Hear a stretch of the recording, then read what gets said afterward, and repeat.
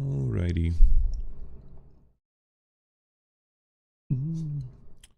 Good morning, everyone. Quite the day yesterday.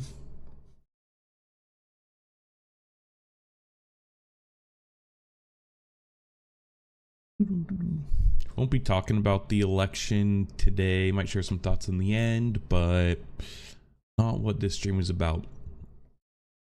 You know, now that Trump is president, though, definitely be a lot of content. I'll say that there's going to be a lot of stuff to cover, and I will be critical, but you know, we'll be looking at it. We'll be analyzing it more than commenting on it, with all the tariffs, and you know, kind of all the things that he said he's done. So yeah, we'll be looking into that and we'll be covering that, but won't be framed as political. We'll analyze it more. And yeah, let's just get into it. There we go. Look, the webcam saves good all time, or the entire time this time too. Today we got a theme. We're gonna cover some defense stories. There's been a lot of kind of talk about AI in defense and some startups that have been kind of popping up that are more defense focused. And you know, we've talked about this on stream before, but you know, the stigma of in Silicon Valley with working with defense as a defense contractor, or like, you know, creating products or business around defense has kind of been stigmatized, and that's kind of been wearing off a bit. You know, we have Anduril Technologies, which we'll look at here in a little bit. Palmer Luckey, you know, they kind of popped up and kind of helped push past the I guess negative view in Silicon Valley, and now, you know, that it's kind of not as looked at as critically or as in a negative light as much as it was before. You know, these large tech companies or companies who maybe weren't involved in defense are now kind of getting involved because now they see it as a market opportunity and they can make money with it. So of course, who cares, you know, you know, money over morals. So we're going to cover, we're going to talk about OpenAI, in this story right here. We'll cover Meta then, because Meta AI, and then we'll look at Anduril, because they're gonna be building a large manufacturing plant, and they're picking where they want it. And then we got Overland AI, which I mentioned yesterday, but we'll take a quick look at them. There's not much there for them, but we'll just take a quick look. So we just got a few defense stories here, and then we have a few quickies too at the end if we get there. So give me 1 second, actually.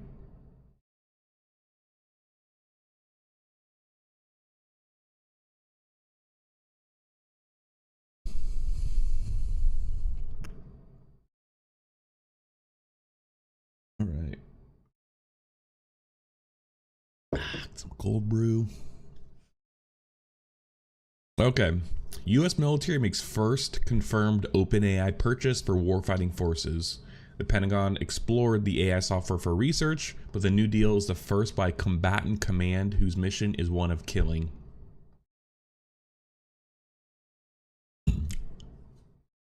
And yeah, this is U.S. Army General Donald Baldock during the inauguration. Yes, Senegal.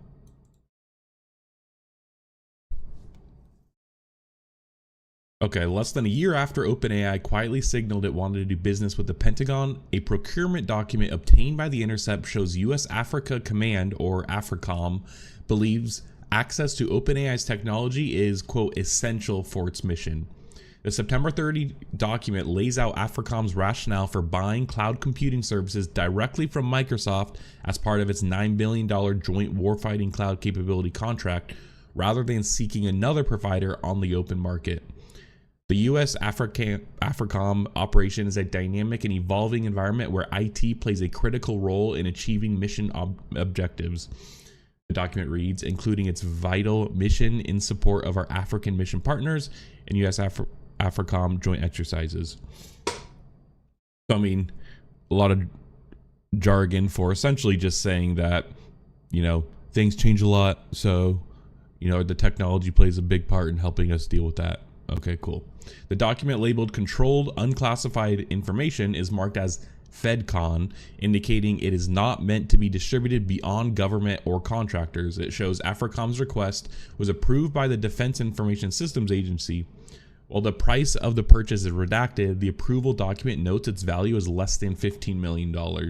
So, I mean, yeah, it's nothing crazy in terms of government contracts, but, you know, still something to pad the wallets with, I guess. I mean, if it's Microsoft, so I mean, like, this is like pennies. Actually, let's be real. Like the rest of the Department of Defense, AFRICOM, which oversees the Pentagon's operations across Africa, including local military cooperation with U.S. allies there, has an increasing appetite for cloud computing. The Defense Department already purchased cloud computing access from Microsoft via the Joint Warfighting Cloud Capability Project. This new document reflects AFRICOM's desire to bypass contracting red tape and immediately buy Microsoft Azure Cloud Services, Azure being Microsoft's cloud computing platform, including OpenAI software without considering other vendors. AFRICOM states that the, quote, ability to support advanced AI/ML workloads is crucial. This includes service for search, natural language processing, machine learning, and unified analytics for data processing. And according to AFRICOM's Microsoft Azure Cloud Platform, which includes a suite of tools provided by OpenAI, is the only cloud provider capable of meeting its needs. Okay. So it said that they need advanced AI/machine learning for search, natural language processing, machine learning, but that's super broad, and unified analytics for data processing. So it seems like, you know, and they'll get into a bit more, but, you know, they're kind of looking to get into using at least Azure and potentially OpenAI, ChatGPT, or GPT-4, or whatever the actual model is, GPT-4, to process things, to do data analysis, to, you know, natural language processing. So maybe synthesizing or kind of understanding, you know, large amounts of language or text, or, you know, so, and I guess while that sounds harmless, you know, you could be processing, you know, an interrogation, you know, you could be processing data for, you know, in support of killing something or someone. So, you know, I don't know, I guess it seems harmless, but you kind of just, you know, don't know what it's actually being used for. And, you know, we'll kind of share, they'll share a bit more down here. So yeah, let's just keep reading. Microsoft began selling OpenAI's GPT-4 large language model to defense customers in June 2023. Earlier this year, following the revelation that OpenAI had changed its mind on military work, yes, that's important, the company announced a cybersecurity collaboration with DARPA, DARPA being the Defense Advanced Research Projects Agency, I think. It's essentially the, you know, secret squirrel defense agency where they kind of always work on some crazy ass project or technology in support of like defense or intelligence or something similar to that. A cybersecurity collaboration with DARPA in January, and said its tools would be used for an unspecified veteran suicide prevention initiative. I mean, that one seems good. In April, Microsoft pitched the Pentagon on using DALL-E, OpenAI's image generation tool, for command and control software. What? But the AFRICOM document marks the first confirmed purchase of OpenAI's products by a U.S. combatant command whose mission is one of killing. OpenAI stated corporate missions remains, quote, to ensure that artificial general intelligence benefits all of humanity. So they're using DALL-E for command and control software. Okay, let's try and think about what they could use image generation for.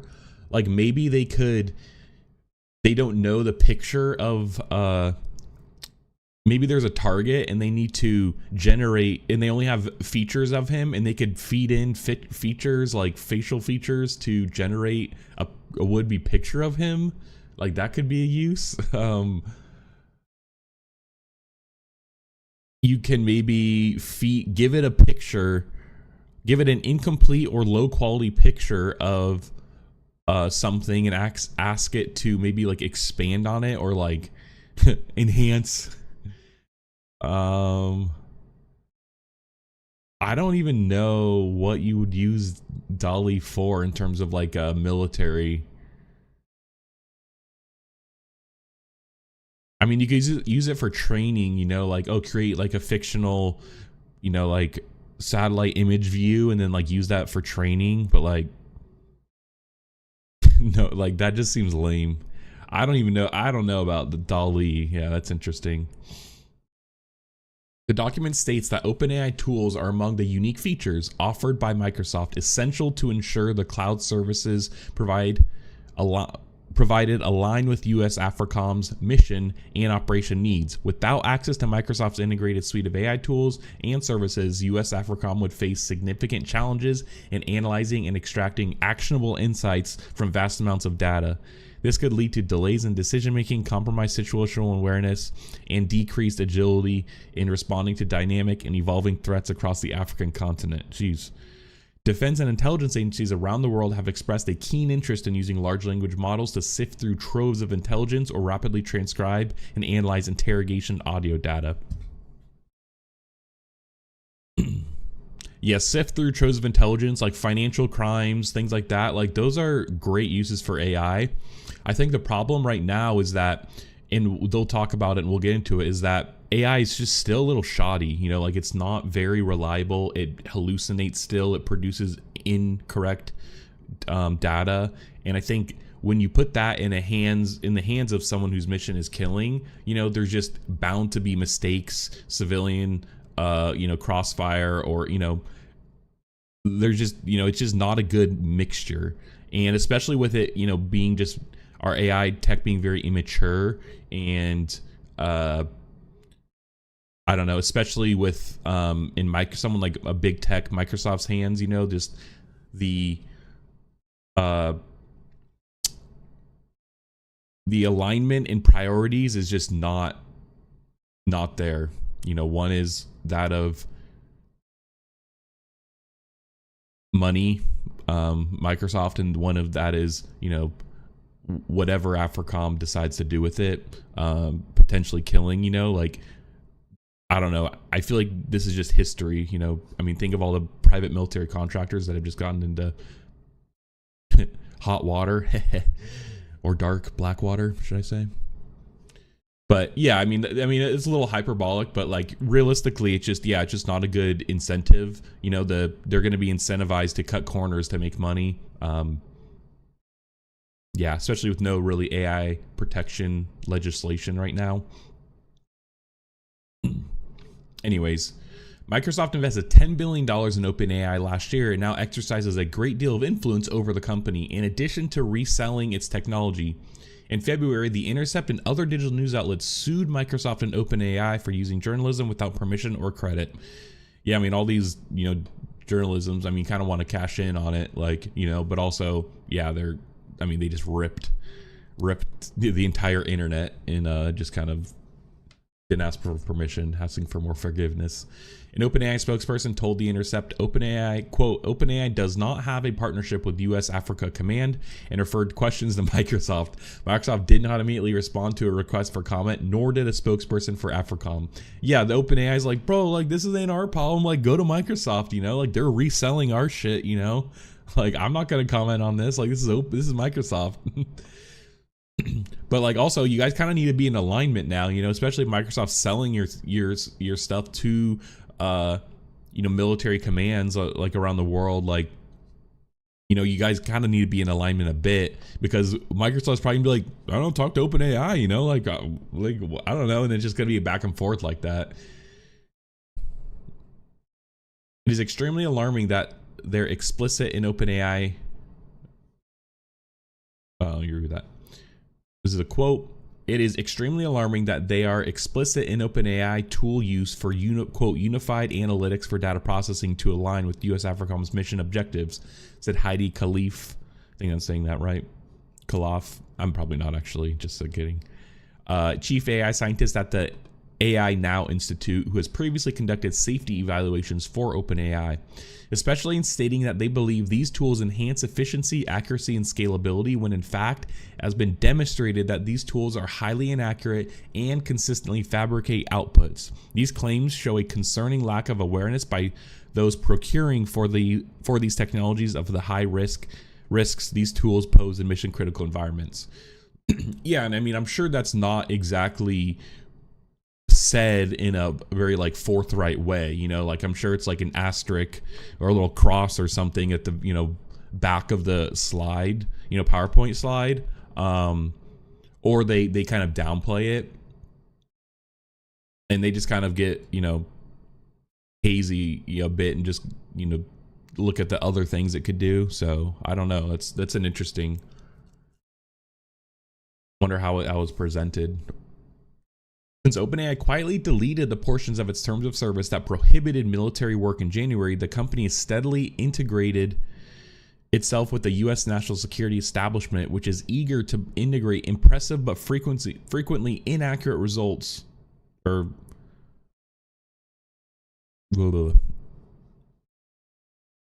Since OpenAI quietly deleted the portion of its terms of service that prohibited military work in January, the company steadily integrated itself with the U.S. national security establishment, which is eager to integrate impressive but frequently inaccurate tools like ChatGPT. In June, OpenAI added to its board the Trump-appointed former head of the National Security Agency, Paul Nakasone. The company's current head of national security partnership is Katrina Mulligan, a Pentagon alum who previously worked in, quote, special operations and irregular warfare, according to her LinkedIn profile. Interesting. I just want to look up these people real quick because I'm just curious if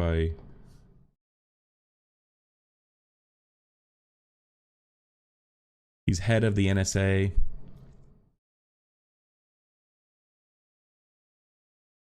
Interesting.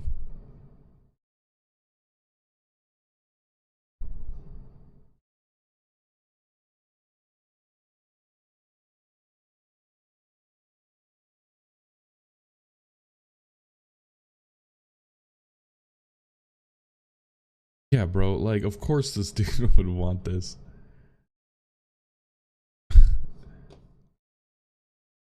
It's interesting that they added him to the board of directors, like, because he provides no value besides his knowledge of military and like cyber command. I mean, like, I'm exaggerating, but professional knowledge, you know. He's a career military dude. Trina Mulligan. Defense.gov.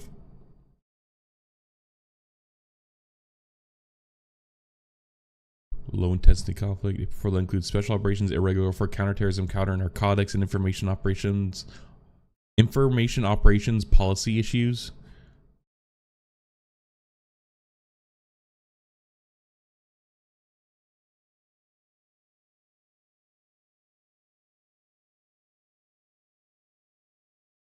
Dang. Yeah, so I mean, they have two, like, you know, career military dude and career kind of defense, government defense lady. So yeah, I'm curious what their role actually is, you know, considering they you know, this guy's on the board and now that she's the partnership, like, what, she must be just kind of like pulling the strings, you know. And it's crazy though that they could just, Like, this dude, is this dude even a general? Is he still in the military? Like, no. But it's crazy. I mean, like, he's essentially now, he became a politician. Let's just say that. But it's crazy that you could just retire and then just do the same thing you were doing for the government for private companies now. And then, you know, you could kind of cross over like that and just kind of work for both sides, like the private and public. Like, it's kind of weird. Like, yeah. On Thursday, following the White House directive ordering the Pentagon to accelerate adoption of tools like those made by OpenAI, the company published an article outlining its approach to AI and national security. According to the Post, quote, the values that guide our work on national security include, quote, democratic values, human rights, and accountability. Explaining, we believe that all AI applications, especially those involving government and national security, should be subject to oversight, clear usage guidelines, and ethical standards. OpenAI's language is a clear reflection of the White House's order, which forbade security and intelligence entities from using artificial intelligence in ways that, quote, do not align with democratic values, the Washington Post reported. Yeah. While the AFRICOM document contains little detail about how exactly it might use OpenAI tools, the command's regular implications in African coup d'etats, civilian killings, torture, and covert warfare would seem incompatible with OpenAI's professed national security framework. Last year, AFRICOM Chief General Michael Langley told the House Armed Services Committee that his command shares, quote, core values with Colonel Mamadi Doumbouya, I'm butchering that, I'm sorry, an AFRICOM trainee who overthrew the government of Guinea and declared himself its leader in 2021.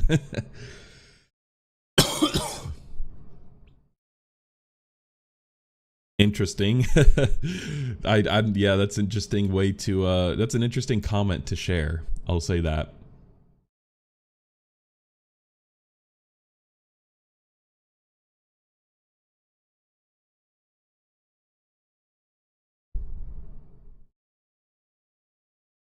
He's a French legionnaire. That's interesting.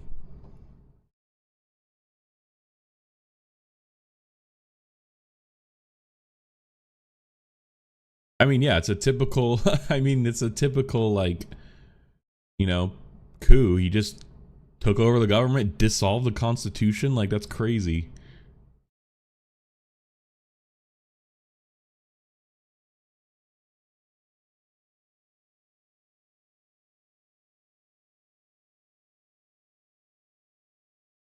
He was hard chilling that day. Anti-government protesters have been threatened with life in prison. And the junta law, isn't that a thing or something?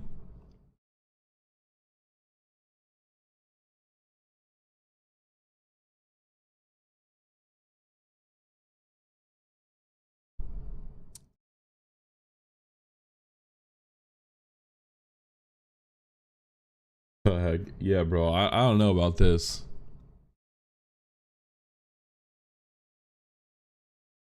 It's interesting that he was an ex-French legionnaire.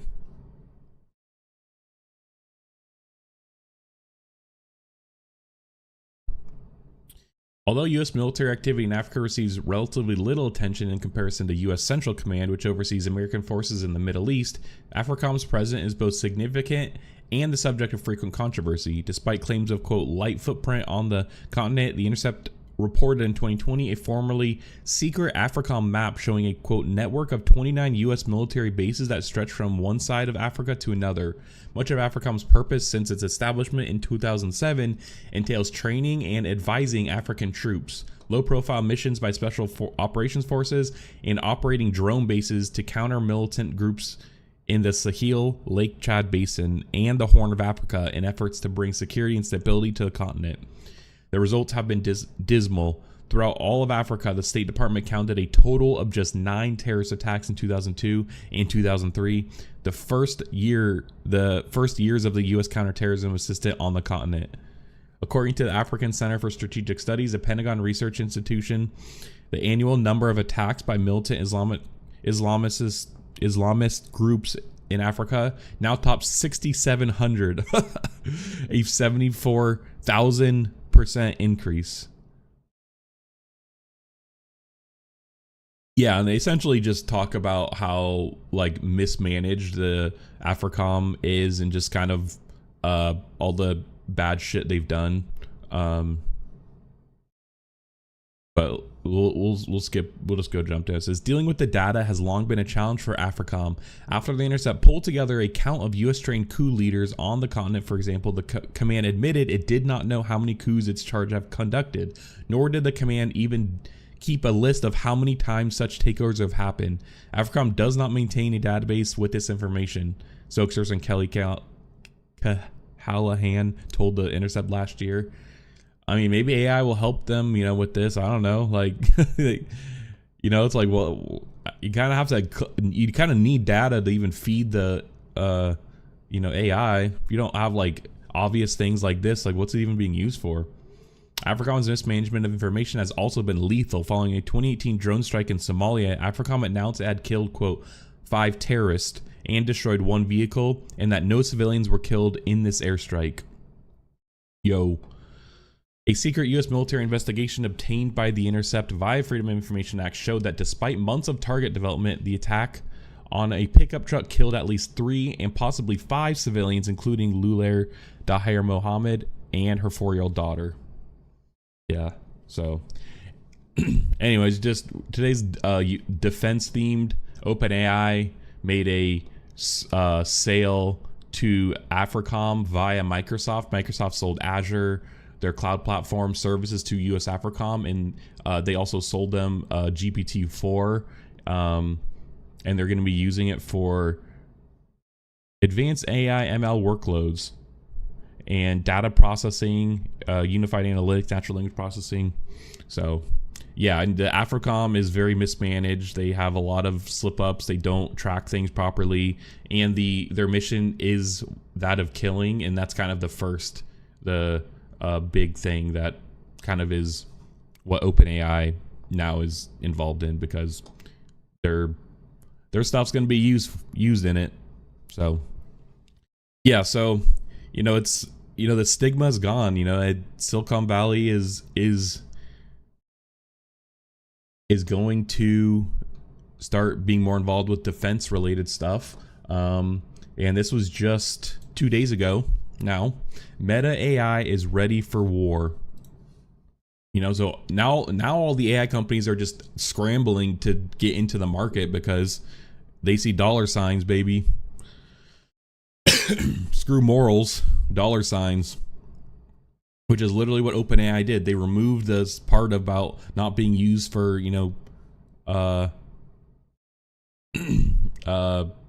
defense related and war stuff from their terms of service because they saw dollar signs. Yeah, we're right now we're on the cyberpunk dystopia timeline. That's what timeline we're on. High tech, low life, wealth inequality these next 4 years are going to skyrocket even more than they already have. We're on the cyberpunk dystopia timeline, but tech has never been better, baby. High tech, low life. I actually wrote down an idea last night.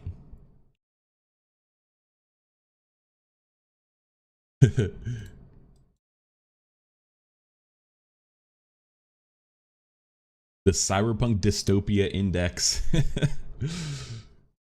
Create an index that takes into consideration like wealth inequality, corporate control, like surveillance, technology, and just track it. I don't know.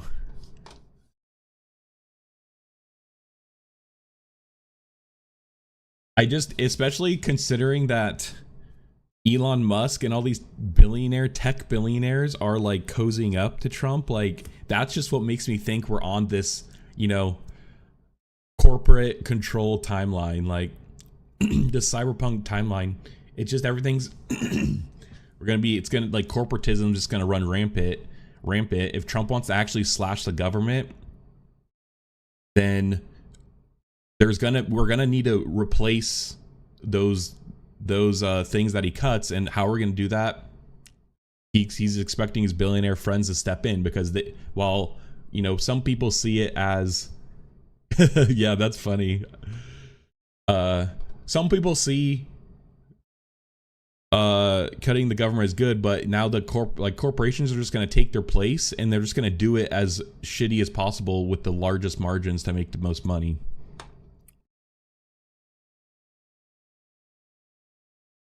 And listen, in the future, if we're actually in a cyberpunk world, like, I will not make a good loyal cyber serf. All right, it's gonna be hard for me, so I will not make it in that world. In this timeline, I will not be successful unless I could somehow work for myself. So yeah, cyberpunks for life. Yeah. Hey, okay. At least get the metaverse up and running, at least get that going, so we have a place we could go to, outside of this, the cyberpunk dystopia we might be going down into. Edge runner life. Yeah, there you go. Yeah, we'll be nomads. All right. So yeah, continuing on the same trend, this was November 4th, so just 2 days ago. Meta is letting the U.S. military and defense contractors use its Llama AI model for national security purposes. Now, again, similar to the Holo or the glasses or the headset or whatever, I do wonder if now they see it's essentially a competition. Now it's like, oh shit, like Microsoft's selling OpenAI stuff. Meta's like, okay, well, like, we gotta get this rolling, because this is a business opportunity that we can't pass up. We need to get going on this. And it's kind of all been like, they've all been scheming behind the scenes and kind of waiting for this moment.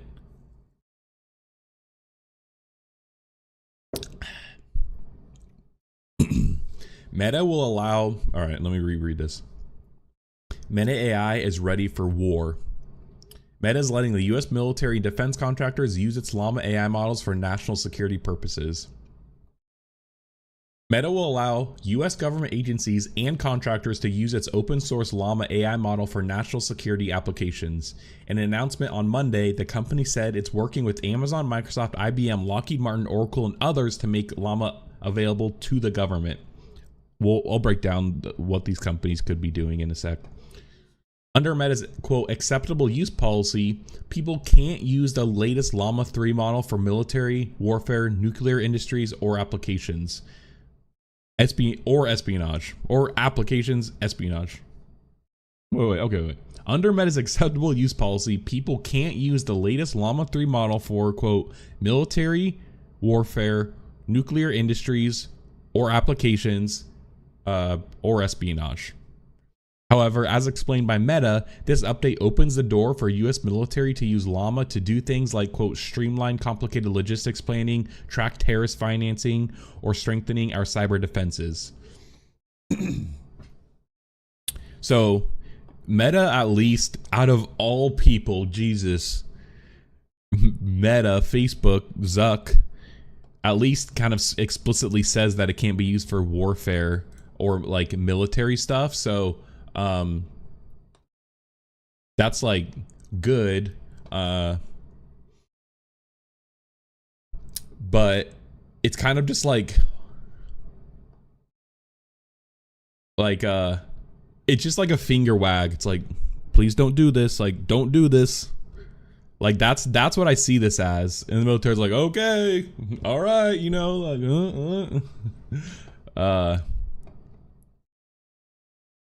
because like, I don't know, this seems like this is legit. Like if AI could be used to make the military more efficient and spend less money, all right, yeah, that sounds cool.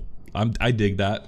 You know, we could use that money elsewhere. I mean, probably not now, but like, you know, in the next presidential, and then the next candidate who would understand finances, who hasn't filed for bankruptcy several times. So yeah, this is interesting. Now, breaking down these companies, Amazon throwing in a robot dog some Canada. Yeah, exactly. Yeah. No, we're gonna cover Anduril a little bit, which is the Silicon Valley defense startup, and then we'll look at Overland AI real quick. Yeah, Black Mirror. Yep, I remember that one. Yeah, it was on Killer Robot Dogs. Yeah, and Amazon's actually using drones now to deliver stuff in Phoenix. The FAA approved it, so yeah, we're almost there.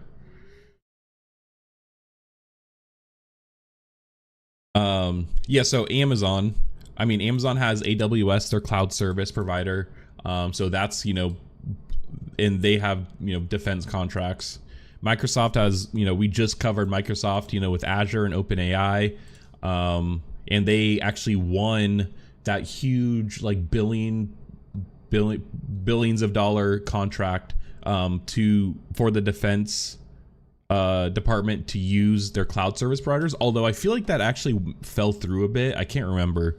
And then IBM, even though they seem old, they have a cloud computing platform, and they're really big in cloud computing still, and in like chip fabbing and stuff. So I mean, they are involved in Lockheed Martin. Lockheed Martin actually uses crazy AI shit for things like the F-35 and stuff like that. Like they use machine learning a lot. Especially for like defense stuff, like I don't know, like all their stuff uses machine learning. And then Oracle is, you know, big cloud provider too, like more old, like not as cool, but yeah, they're like more enterprise cloud platform. Sorry, that's kind of what I'm thinking about. And they have things like NetSuite and other like financial tools. So yeah, so it makes sense that these are kind of the people who they're working with. But let's continue. Meta says Oracle has already started building on Llama to, quote, synthesize maintenance documents to help aircraft technicians make repairs, while Lockheed Martin is using the model to generate code and analyze data. The company hinted at making its AI model available to the government during its Q3 earnings call. So, I mean, yeah, it seems like it's being used. I mean, this is essentially what we're kind of using AI for in the private sector, I guess, more consumer stuff, you know, like understanding documents, feeding it large amounts of text, like summarizing stuff, rewording things. Like it's essentially doing that now, just in the context of like maintenance documents, it seems like. But yeah, like this is very broad to generate code and analyze data. Like, I mean, that's just super broad. And then I don't know, who's this guy? Former UK Deputy PM, President of Global Affairs at Meta. I was wondering why. I was like, dude, Threads, really? I guess Threads is actually popping, I guess, because everyone hates Twitter, so. All right, so, I forgot who this guy was again. President of Global Affairs at Meta, former UK Deputy PM, leader of the Liberal Democrats. That means something different in like the UK, but I'm just curious.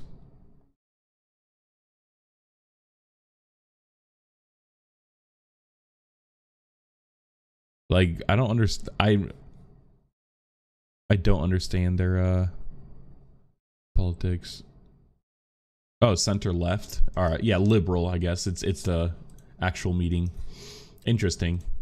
In a world where national security is inextricably linked with economic output, innovation, and job growth, widespread adoption of U.S. open source AI models is good for both security and the economy. Other nations, including China, understand this and are racing to develop their own open source models. It is in America and the wider democratic world's interest for U.S. models to succeed and be the basis of the global open source standard. Liberal Dems are the closest to the US demo. Okay, cool. Makes sense. Yeah, so this is actually, so this is like, okay, so let's imagine two paths. Let's imagine two paths for open source AI. Labor is like the central leaning. Okay, got it.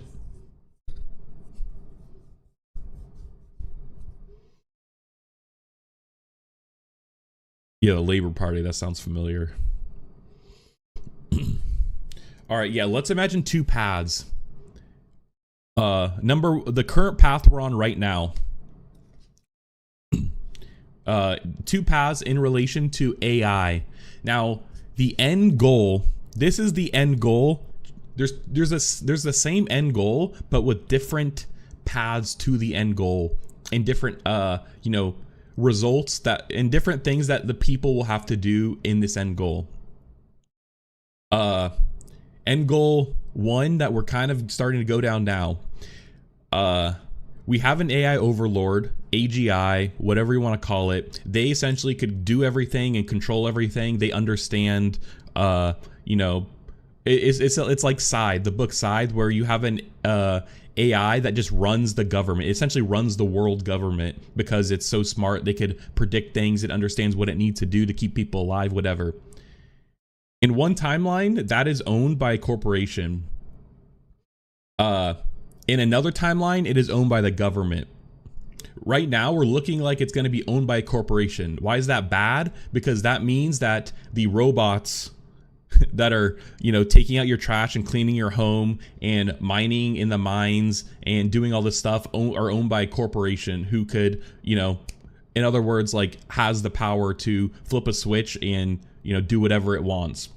In the other timeline, it's owned by the government. The government understands that it needs power restrictions. It knows that it can't get into the wrong hands, and that they make it equal and fair for everyone under this so-called AI overlord that will control everything, and all the robots that are doing all the boring stuff, so humans could just sit on the couch and watch their AI generated slop. If a different country or superpower who has a tyrant leader or similar gets to that first before assuming the US doesn't have a tyrant leader, which I really hope that is the case in the future, then we want the US, which is democratic, to be that the person controlling the AI. If we have Russia all of a sudden, creates the AGI that rules the world, that's gonna be that's not gonna be a good place to live. And so this is like the tech billionaires like Peter Thiel, Zuckerberg, and everything. This is the future they see, and they're essentially racing towards that. But they want it to be corporate control. They want it to be in the hands of corporations because they see that as the way to innovate the fastest or whatever. But like realistically, it's the way to create wealth inequality the fastest. Make their other friends richer. It's just not we get there, but with different consequences.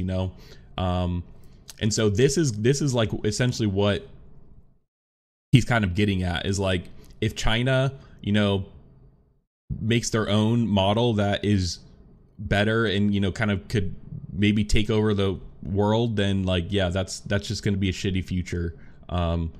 Just because of, their history of suppression and control within the country. Same with, the other superpower like Russia.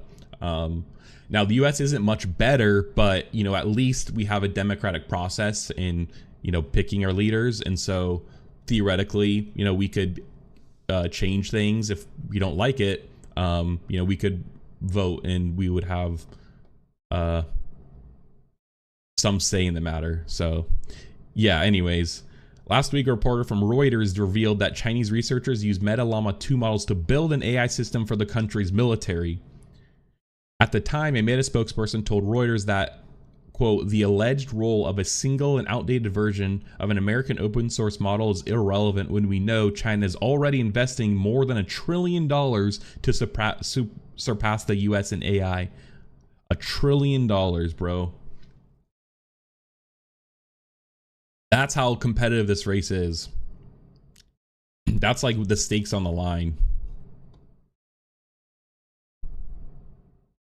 And, you know, now that we have, you know, Trump in office, I mean, you know, Republicans, conservatives tend to like less regulation. And, you know, the threat is that we don't add any regulations on AI, or we just, you know, remove any that we would have otherwise had, or things that would stop the AI or the companies from developing them and going crazy, and, you know, essentially creating Skynet. Like that's kind of the threat now. In its post, Meta described the importance for the US to get ahead in the AI race, saying it's in, quote, both America and the wider democratic world's interest for American open source models to excel and succeed over models from China and elsewhere. Other companies are getting involved with the military as well, with the report from The Intercept revealing that the US Africa Command bought cloud computing services from Microsoft, offering access to OpenAI's tools, which is what we just covered. Google DeepMind also has a cloud computing contract with the Israeli government. Have I read AI Superpowers? No. Should send it to me.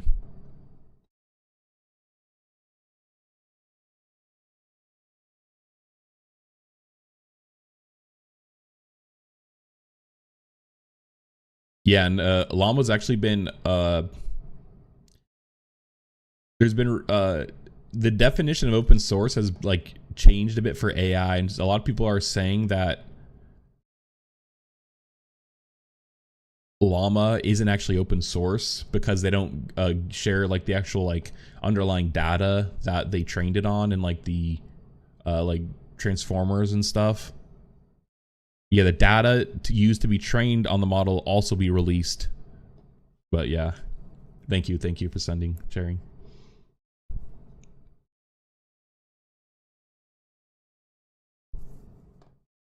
Yeah, exactly.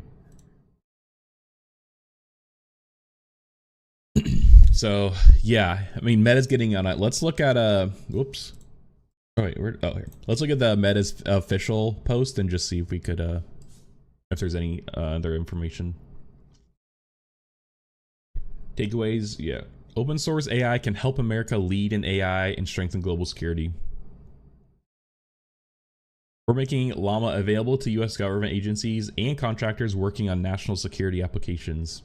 Responsible uses of open source AI models promote global security and help establish the US in the global race for AI leadership. Open source AI benefits the public sector by enabling discoveries and breakthroughs, driving efficiencies, and improving delivery of public services. Meta's open source Llama models are increasingly being used by a broad community of researchers, entrepreneurs, developers, and government bodies. I actually haven't tried Llama, and I actually should. I think today after a stream I'm gonna try, because I want to get something going locally. Like, it'd be cool to have a local AI that I don't need the internet to connect to, or I'm not like sending data. I'm not sharing data with essentially, you know, big tech. We're pleased to confirm that we are also making Llama available to US government agencies, including those that are working on defense and national security applications, and private sector partners supporting their work. We're partnering with companies including, okay, here we go, they actually share more. Accenture Federal Services. Okay, cool. Keep that in mind. Accenture Federal Services. Let's actually look at this because I want to see what they do. Oh, Accenture. Oh. Are they like an accounting firm or?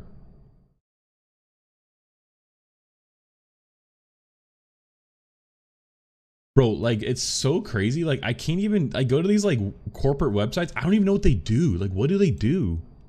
What we do? Cloud, like, this doesn't like mean anything. It's like they just do everything. Like automotive banking, like. Nah, it seems like they're like data providers. Accenture. Management consultant. Yeah, the typical. Okay, so it's like Deloitte, the usual, like just large. Yeah, management consultant. McKinsey, some shit like that. Wait, look here, look, Deloitte. All right, Amazon Web Services. Okay, yeah, so that's Amazon. Anduril, which we're actually going to talk about next. Booz Allen, which, yeah, another large government contractor. Databricks, which is interesting. Databricks is a data warehousing platform like Snowflake, and they've been on the rise quite a bit. Yeah, they're like a data warehousing platform. Deloitte, which is, yeah, large government contractor. They kind of do like IT services and management consulting shit. IBM, cloud, they do all kinds of stuff too.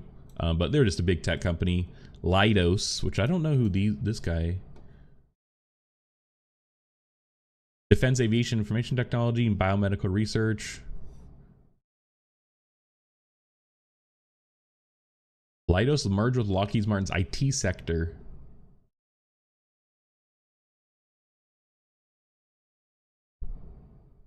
I don't, yeah, but like, what do they do though?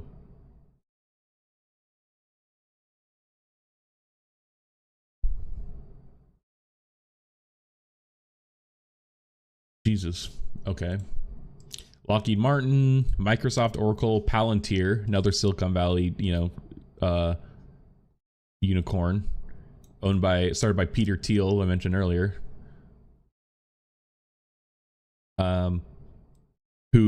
Which, they're essentially domestic spying. They aggregate data on people and things and make it available to like law enforcement and defense. Scale AI, which I've not heard of. Oh, and Snowflake. So Snowflake and Databricks are like very similar. Snowflake's data warehousing.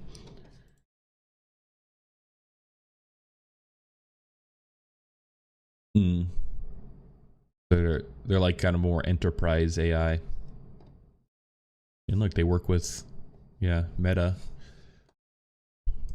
Interesting. All right, Oracle, for example, is building on Llama to synthesize aircraft maintenance documents so technicians can more quickly and accurately diagnose problems, speeding up repair time, and getting critical aircraft back in service. Scale AI is fine-tuning Llama to support specific national security team missions, such as planning operations and identifying adversaries' vulnerabilities. Lockheed Martin has incorporated Llama into its AI factory. What does that even mean? Accelerating a variety of use cases such as code generation, data analysis, and enhancing business processes.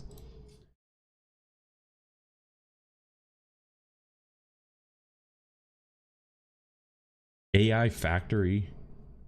AI-centered decision-making engine employed by some modern firms. It optimizes day-to-day operations by regulating smaller-scale decisions to machine learning algorithms. Bro, that's crazy. It's like, imagine going to your manager. He's like, did you ask the AI first? Like, it's like, don't come to me unless you ask the AI first. The factory is structured around 4 core elements. The data pipeline. So actually the data pipeline, which would essentially be Snowflake and Databricks, algorithm development, the experimentation platform, and the software infrastructure. What the heck? By design, the AI factory can run a virtuous cycle. The more data it receives, the better its algorithms become, improving its output and attracting more users, which generates even more data. Examples of firms using AI factories include Uber, digital dispatching and dynamic pricing, Google, search engine experience optimization, and Netflix, movie recommendations. Interesting.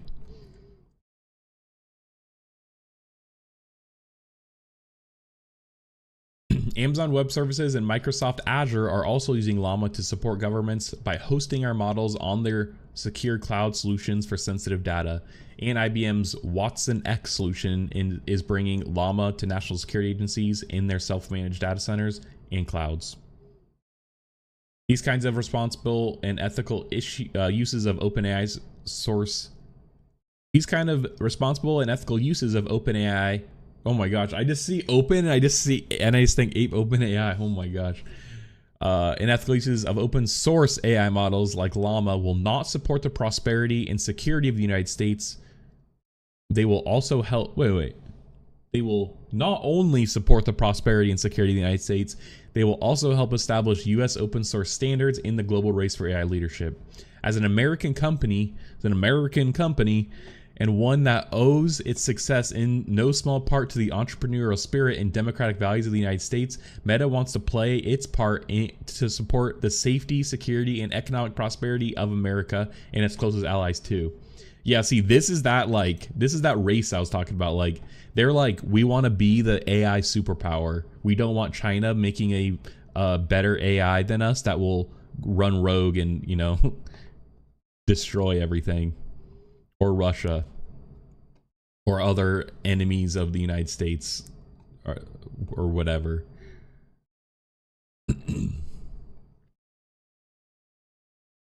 I wonder if they,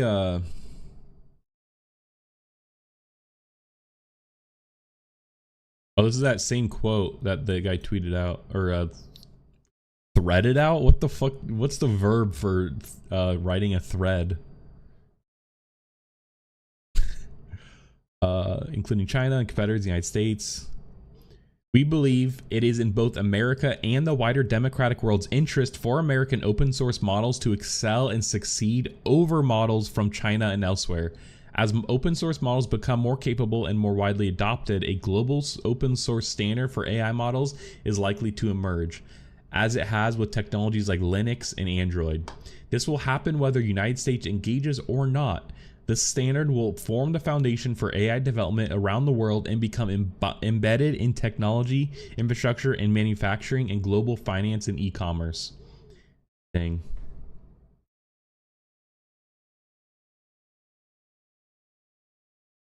Yeah, posted. I mean, it's not as cool as like tweeted or Googled. I guess now that Twitter is X, like there's no, like, what do you say, fucking X'd? Yeah, posted. Yeah, that's the normal one. Yeah, okay, here we go. Cucked. It is essential that the open source standard the world builds on is based on high standards of openness, transparency, and accountability, which is why American leadership and its commitment to international law is so important for global peace and security. It is a responsibility of countries leveraging AI for national security to deploy AI ethically, responsibly, and in accordance with relevant international law and fundamental principles. Principles the United States and many of its allies have committed to in the political Declaration of Responsible Military Use of Artificial Intelligence and Autonomy. What? I didn't know about this. But this is what I'm talking about. Like, this is the like, you know, deep state puppet moving kind of like thing where it's like they want America to be number one with AI. Even, you know, these corporations are like saying that, like, you know, it's like America in the democratic world's interest, you know, essentially NATO. Political Declaration on Responsible Military Use of Artificial Intelligence and Autonomy. States should ensure their military organizations adopt and implement these principles. I'm going to read this real quick because it's relevant. Political Declaration on Responsible Military Use of Artificial Intelligence and Autonomy by the Bureau of Arms Control, Deterrence, and Stability. An increasing number of states are developing military AI capabilities, which may include using AI to enable autonomous functions and systems. Military use of AI can and should be ethical, responsible, and enhance international security. Military use of AI must be in compliance with applicable international law. In particular, use of AI in armed conflict must be in accord with states' obligations under international humanitarian law, including its fundamental principles. Yeah, and there's several different international, like, military law too that kind of encompass some things like this, like the Uniform Code of Military Justice, the UCMJ. There's LOAC, which is the Law of Armed Conflict, and I think there's one more, and essentially establishes rules for, like, war, like, you know, don't attack hospitals or like civilians or like the press and shit like that. Kind of basic stuff. UCMJ, I think, is more domestic, or it's more American, and that's what governs our military, the law that governs our military. So I think that that's a little different, but yeah. Um, Military uses of AI capabilities need to be accountable, including through such use during military operations within a responsible human chain of command and control. Yeah, essentially, like humans need to kind of be in control of the AI. We can't have it going buck wild here. A principled approach to the military use of AI should include careful consideration of risks and benefits, and it should also minimize unintended bias and accidents. States should take appropriate measures to ensure the responsible development, deployment, and use of their military AI capabilities, including those enabling autonomous functions and systems. These measures should be implemented as relevant stages throughout the life cycle of military AI capabilities. The endorsing state believes that the following measures should be implemented in the development, deployment, or use of military AI capabilities, including those enabling autonomous functions and systems. To ensure the military organizations adopt and implement these principles for the responsible development, deployment, and use of AI capabilities, states should take appropriate steps such as legal reviews to ensure that their military AI capabilities will be used consistent with their respective obligations under international law, in particular international humanitarian law. States should also consider how to use military AI capabilities to enhance their implementation of international humanitarian law and improve their protection of civilians, yes, and civilian objects in armed conflict, yeah. See, and like looking at it more optimistically, like AI, if AI actually does help us in armed conflicts at reducing civilian casualties, like that's a win in my opinion. Like I think that's a win, because also being realistic, that shit's gonna happen anyways. Like, you know, like as much as we object to it, like it's a train that's going downhill and it's not stopping, you know. So at this point, like being pragmatic, like we just, if we reduce this or eliminate altogether civilian casualties, then like I think that's a win. If the AI is going to be used in like defense applications, but like realistically, that is like there's no money in that. You know, this military industrial complex doesn't see that as like them saving money, because that like it's, you know, that might be a selling point, but they just, I'm sure if there's no money in it, it doesn't need to be there. There's no incentive to develop it.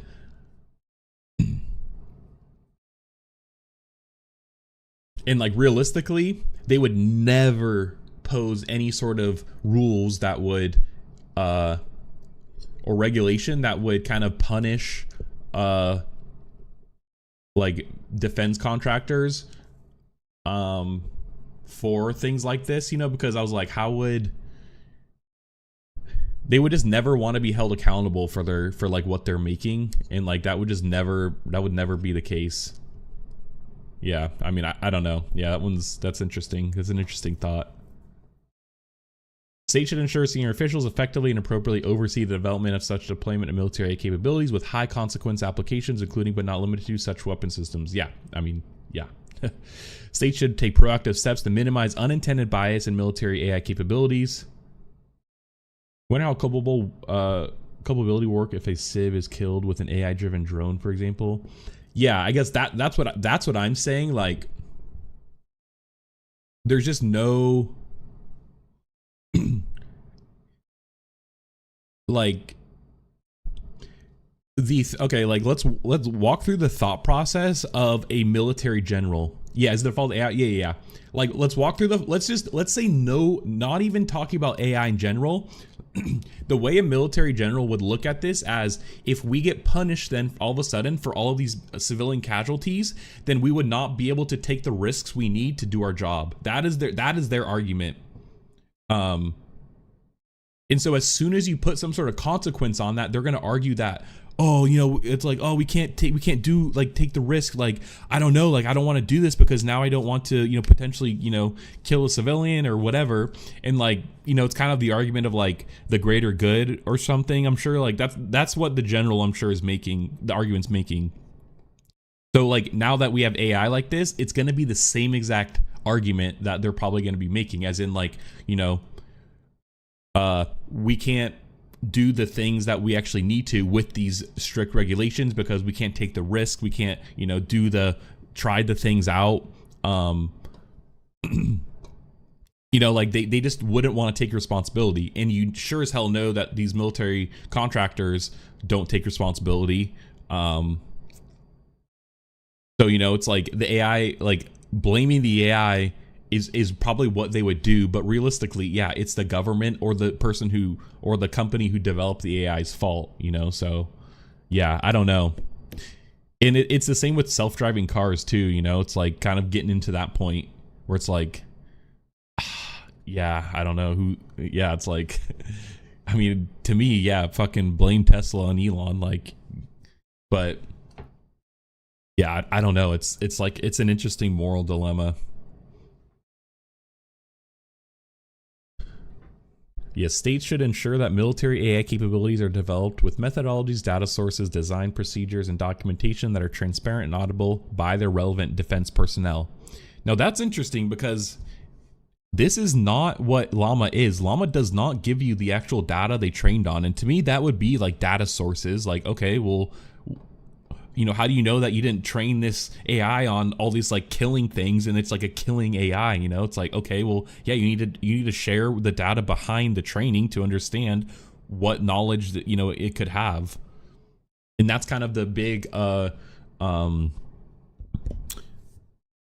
there's like just a bit of drama around the Llama, the Meta AI's model that we've been talking about, because they say it's open source, but now they're saying if you want to call it open source, then you need to release the data it's been trained on behind it. So yeah, that's interesting.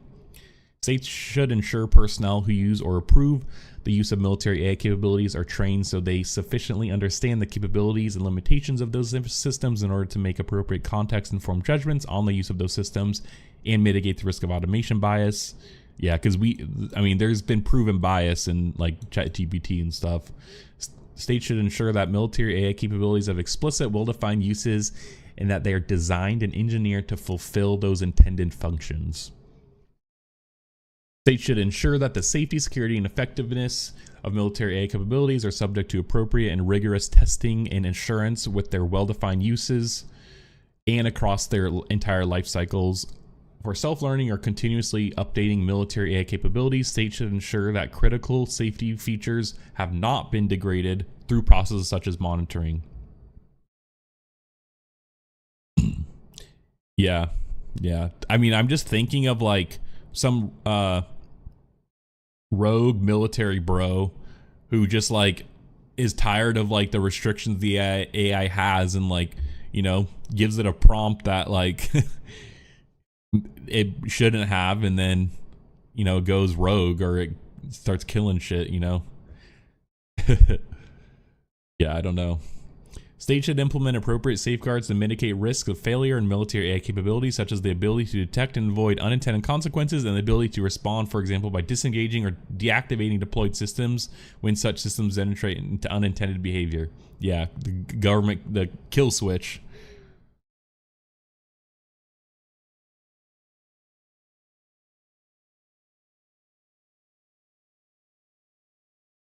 Yeah. And so this is interesting. I didn't know this was released. Oh, this is released by the Department of State, which is interesting. So this is, yeah, because this is definitely more of an international thing than it, you know, because when they're saying states, they're mentioning like countries. So interesting. Yeah, so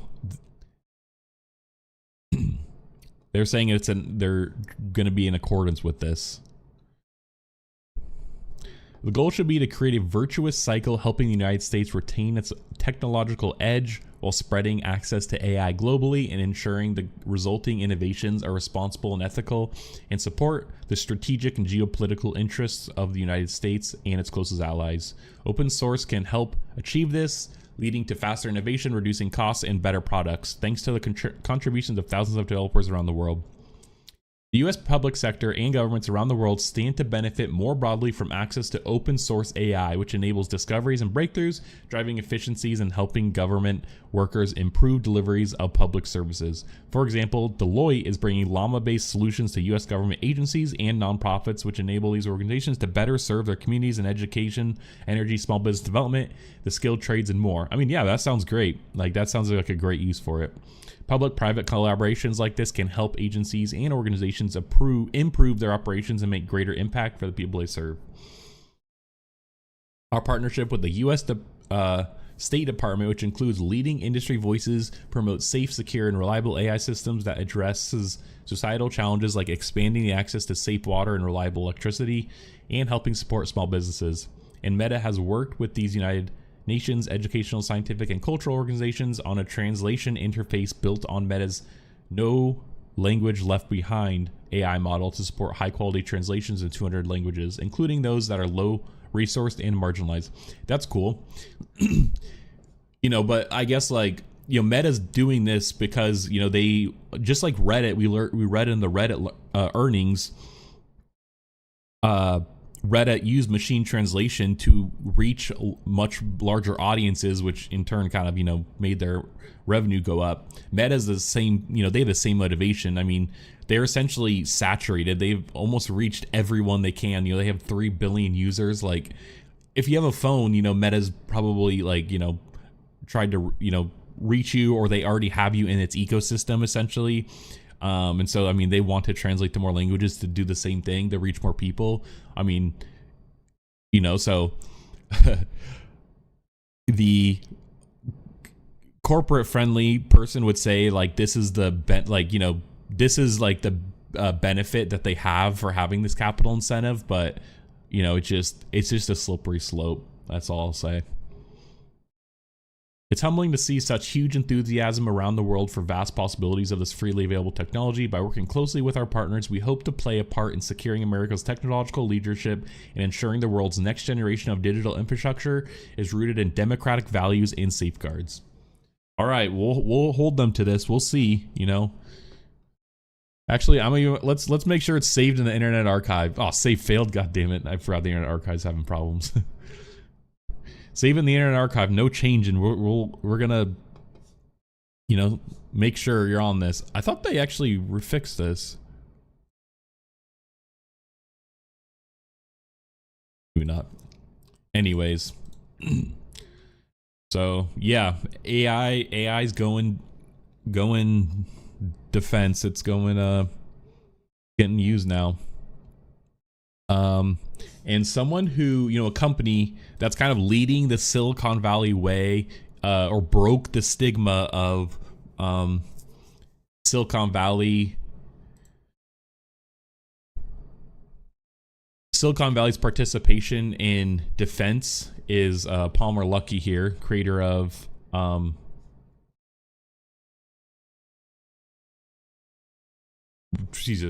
Luckey, creator of Oculus, I'm pretty sure.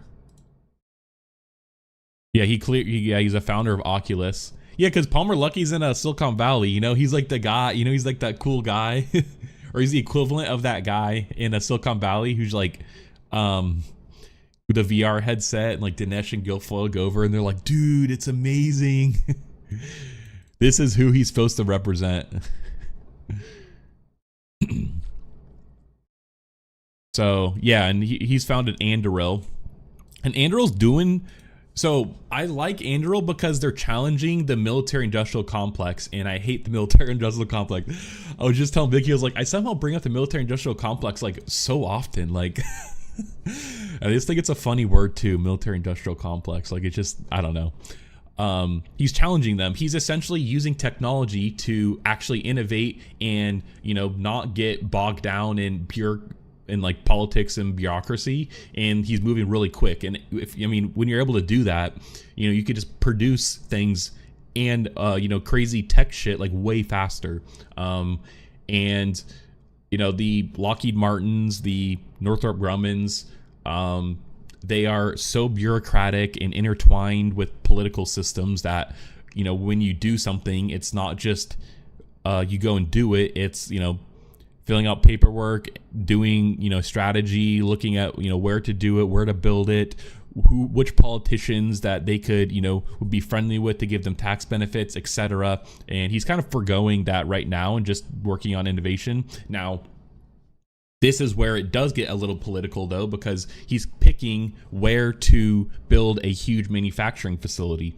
And obviously he wants tax breaks or benefits. He wants, companies to kind of, or not companies, but cities and states to kind of come to him and be like, hey, if you build here, we'll give you this, It's the same thing Amazon did where Amazon essentially was like, hey, we want to build another headquarters, so whoever could give us the best tax break or give us the most money and benefits, we'll build it there. And as a result, we'll bring a bunch of jobs and, money into the local economy.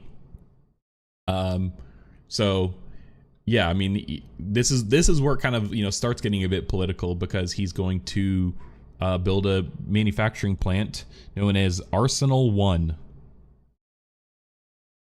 So yeah, Anduril, the defense company, Anduril, the defense tech company co-founded by Palmer Luckey, is considering building its first major manufacturing plant, a 5 million square foot facility known as Arsenal One in Arizona, Ohio, or Texas, according to someone familiar with the matter. The company, which is developing autonomous drones, planes, and submarines, had announced a $1.5 billion at a $14 billion post-money valuation. So, 14 billion. Big. In conjunction with that round, Anduril announced its plans to use the fresh capital for manufacturing, investing hundreds of millions to develop its Arsenal One factory. It also said it would use money for hiring and promised the facility will employ thousands of people and be capable of producing tens of thousands of autonomous military systems annually. So, I mean, yeah, this is, going to be a lot of jobs. That's kind of like what they sell when they go to like these different states. When TechCrunch asked Anduril spokesperson if the company was now choosing between these three locations for its factory, she responded, that is incorrect, but would not specify what exactly was incorrect. It's funny. Earlier this year, the U.S. Air Force chose Anduril to develop and test small unmanned fighter jets. The company beat out Boeing, Lockheed Martin, and Northrop Grumman for the deal, a significant win for the 7-year-old VC-backed business. A surveillance aircraft company, General Atomics, was also selected as an awardee to modernize the Air Force fleet. The idea, though, just having instead of having one F-16 or F-35 or whatever, instead you have 10 desk-sized jets. Imagine jet swarms coming in. That's crazy.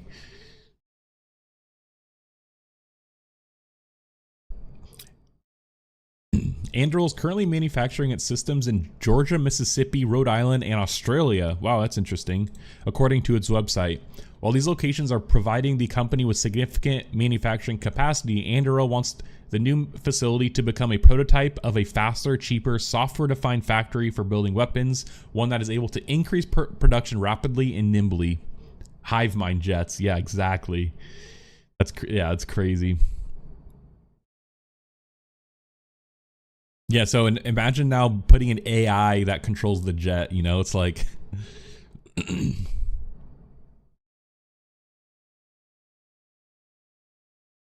But also, what do they need to make tens of thousands of autonomous military systems annually for right now,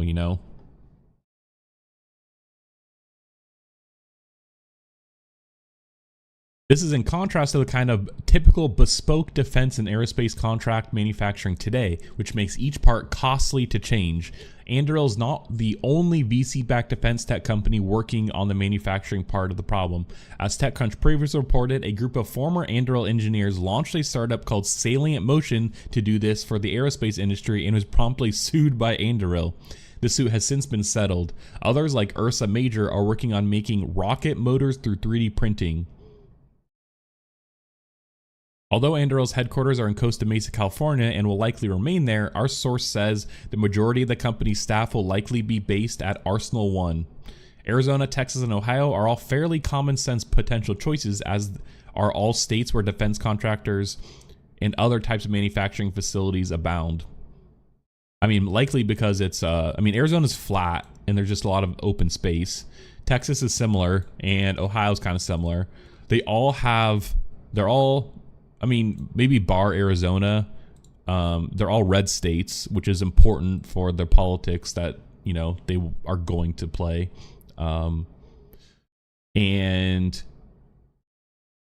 the only thing about Arizona though, and like, is there enough people there that would work at this? You know, if they're having thousands of people work there, like they might have to do some relocation. Like that's actually a big thing to build, like, and just be able to fill really quickly, especially more specialized like manufacturing plants.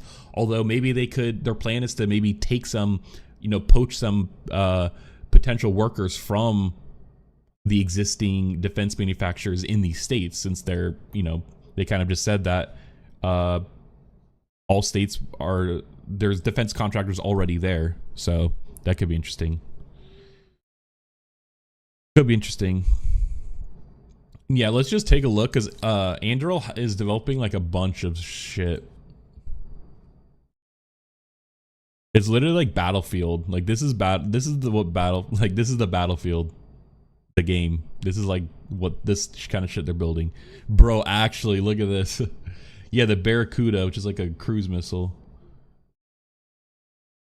Barracuda is a family of air-breathing autonomous air vehicles, purpose-built for hyperscale production and mass employment. Barracuda M is the munition configuration of Barracuda that delivers a more affordable, producible, available, and adaptable cruise missile capability than existing options available to warfighters today.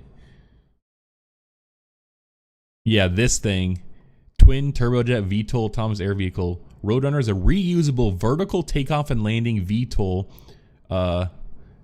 or vertical takeoff and landing, which is VTOL, autonomous air vehicle with twin turbojet engines and modular payload configurations that can support variety of missions. The idea is that, you know, it goes and like crashes into, you know, whatever to destroy it, but if it misses, then it could go and land back again and be reused. I wonder if they show it landing. And then this must be the fighter jet they're talking about. Fury is a high-performance multi-mission autonomous air vehicle built for the high-end fight. Yeah, this is what those jets. It's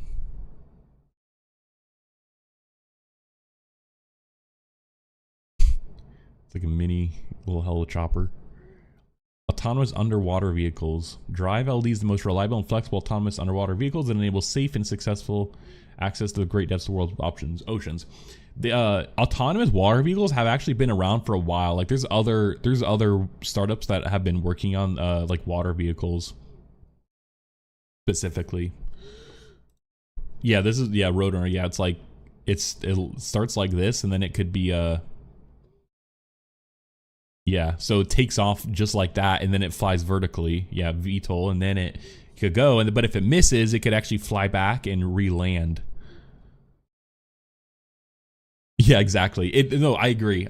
That's what I'm saying. Like, it's literally like they're actually using technological innovation to make things more efficient and better, you know? So, and that's what I'm saying. Like, if it's just it's a train in motion and it's not stopping, then yeah, let's actually improve our tech and make sure that it's being more efficient. We're spending tax dollars more efficiently, less money. We're reducing civilian casualties. We're, you know, making those things a priority. You know, that's kind of like the justification, I feel. But, you know, it's still like, yeah, it's a killing machine. Like, yeah. I want to see it re-land.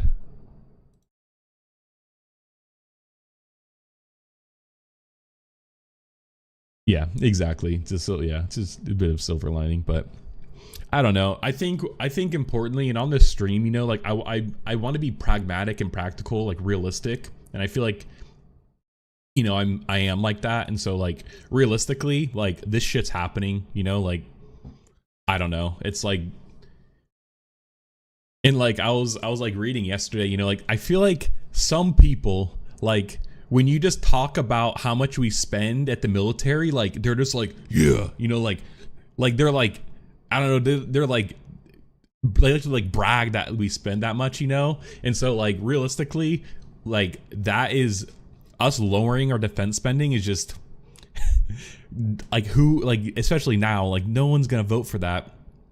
And so, you know, at least making it more efficient and spending the money better is like a good like way, like I feel like a pragmatic way of looking at it. So like, I don't know. Yeah, Nest. Also, I just love this aesthetic. I just love this like industrial like aesthetic. Like this is I like that.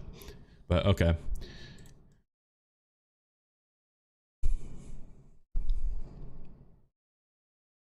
Space missions. Astroneer vibes, yeah. Air defense production contract, yeah. So yeah, anyways, Anduril's they're on the come up. They're getting contracts now, so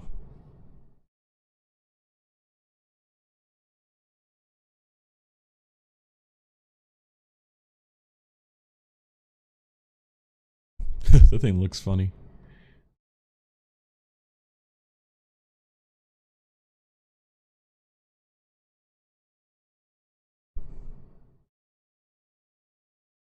Ghost X. Oh look, artificial intelligence applied. Point and click mission planning. Like, see, that's crazy. Like, that's so simple.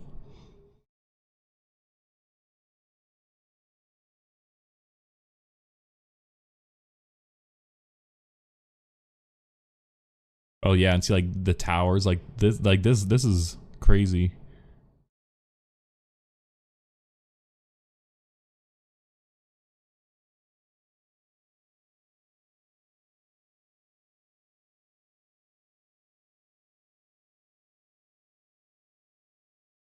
No, it's Fury. Okay, this is the jet. Multi-mission Group 5 autonomous air vehicles, enabling trust and collaborate.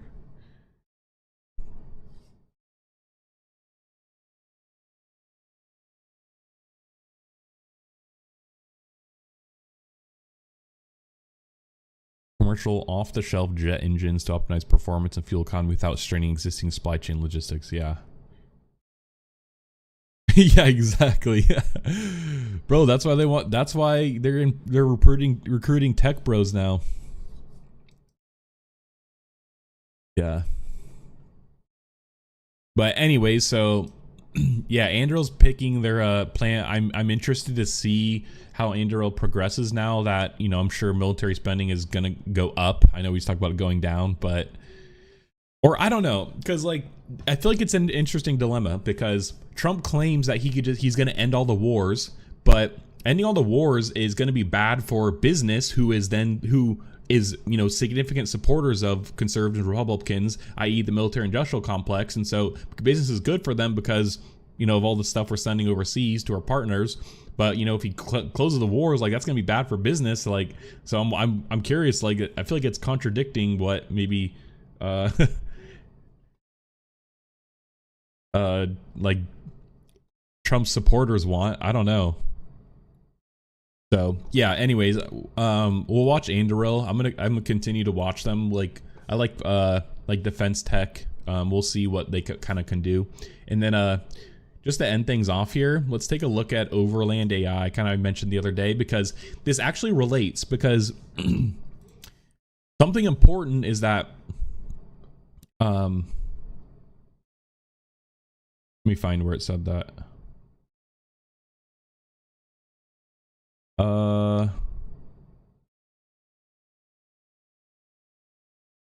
Company developing drones. Oh, okay. So the company is developing autonomous drones, planes, and submarines. What autonomous vehicle are they not developing? Land vehicles. You know, they're focused on the air and water, but no land. You know, here comes Overland AI. Off-road autonomy for defense. Oh, look, DARPA. Okay, so I didn't actually fully do my research, but I had a thought because I wrote DARPA has that self-driving contest ? Because DARPA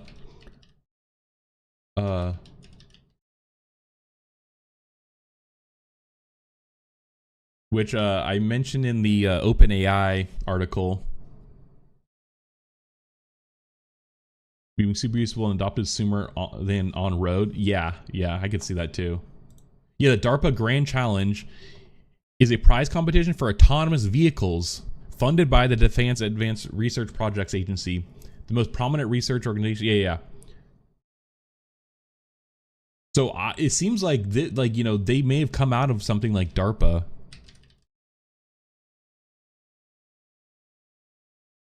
Oh, I see. Yeah, that's a good point. But they're essentially competing with like the likes of John Deere and shit at that point, like, like taking on big tech, big ag, big farm tech. So do they not do this anymore, actually?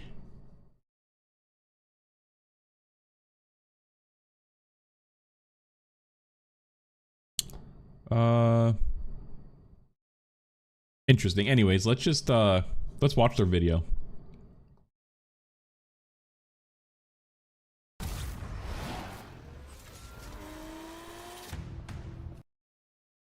True. If they have right to repair, yeah, exactly. Then yeah, jump ship. We are the leaders of real off-road autonomy. Last looks. Switching to autonomy. Punch it. We're not talking trucks and taxis on dirt roads.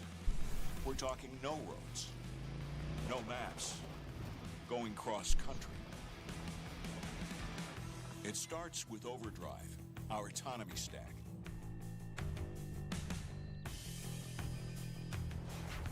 Overdrive is built on advanced machines. Okay, so they have LiDAR, orientation, yeah, GPS, I'm sure, stereo cam. Bro, it's in 480p, come on. Alright, hang on, I have a cost map, stereo cam, LiDAR. We have waypoints, modes. So interesting. So they're using LiDAR. Oh, yeah, it seems like this is it right here. Maybe something right here too. Stereo cam. I wonder what that is.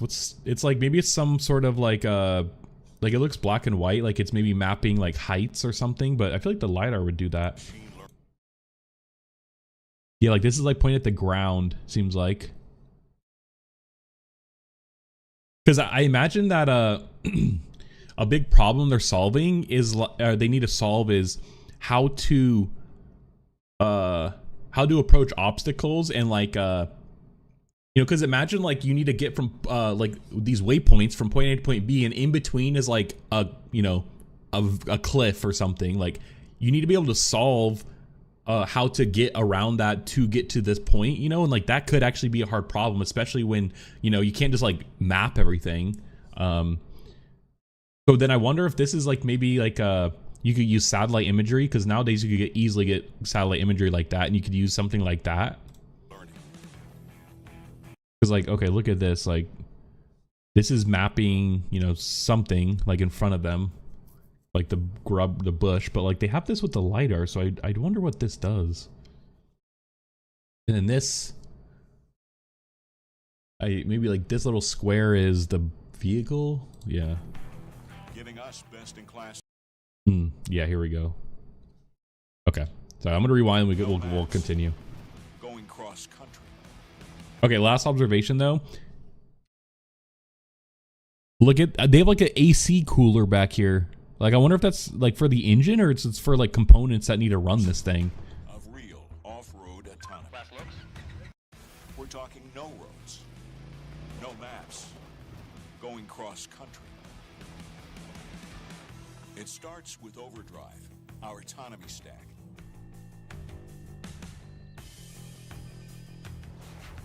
Overdrive is built on advanced machine learning. Yeah, I wonder what the pink means. That it seemed like it turned away from that, like something to avoid. The engine is hidden. Yeah, so they must be cooling something. Giving us best in class mapping. Best in class movement.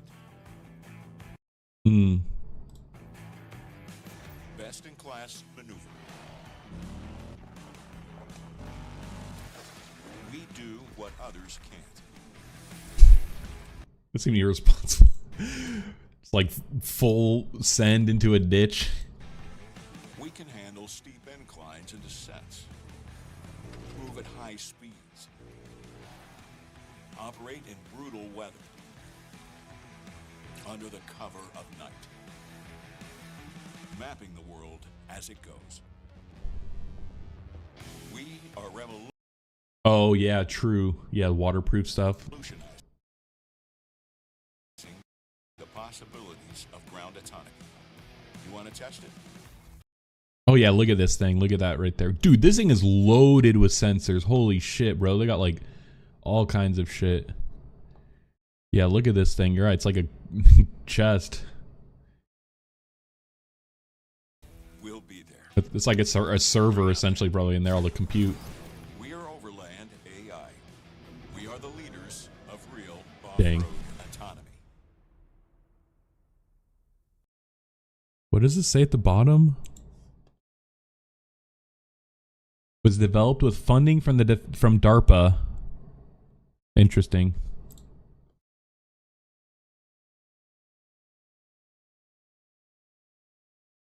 Because, like, realistically, you know, they can't just Google map everything, you know? Like, especially things that don't have roads like this. Yeah, Gov R&D money, exactly. You know, you can't just Google map all this shit. I mean, I'm sure that they could start, but, like... And so I feel like a lot of it is, like, mapping as they go, but I just imagine, like, problem solving, like, for the AI, the vehicle, the, like, you know, autonomous driving, about getting across, like, large... like obstacles.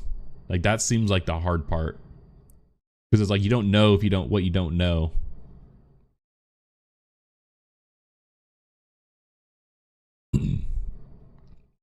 Ability to perceive the terrain with both active and passive only onboard sensors, real-time perception of unknown surroundings in complex conditions like rain, fog, and at night. Stereo cam. Yeah.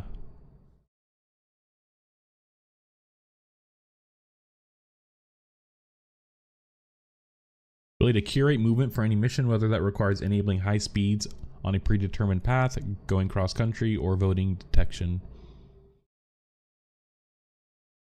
OneDrive is modular, built-in, open standards, and vehicle agnostic. Interesting. Like, this thing is sick. Our overdrive autonomy stack empowers ground vehicles with unparalleled cross-country movement and tactical maneuver.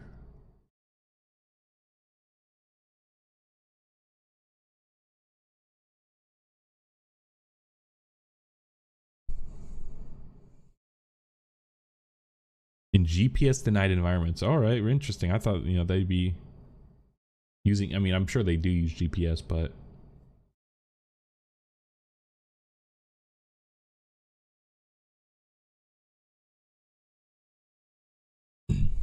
okay, let's look at is that all they have? There's like not much to show, like, honestly. I thought they like have a little more.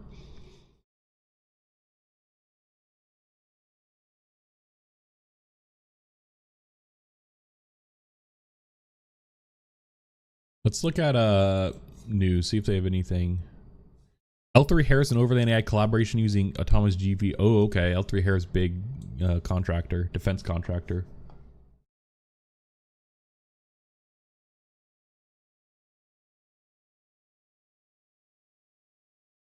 They just like touting that they're in these lists. Inside unmanned systems. L3 Harris in collaboration with Van is prototyping an innovative UGV design. Interesting. Whoops.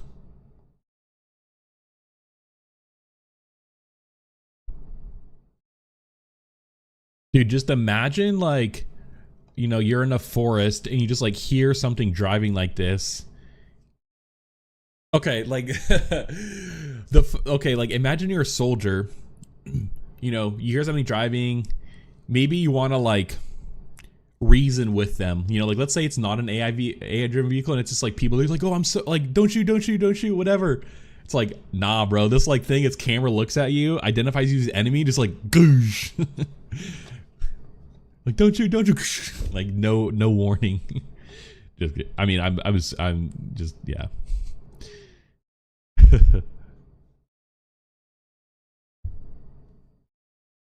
Inside Unmanned Systems? Bro, what is this website? InsideUnmannedSystems.com. Wow, what a niche. Heavy lift drones.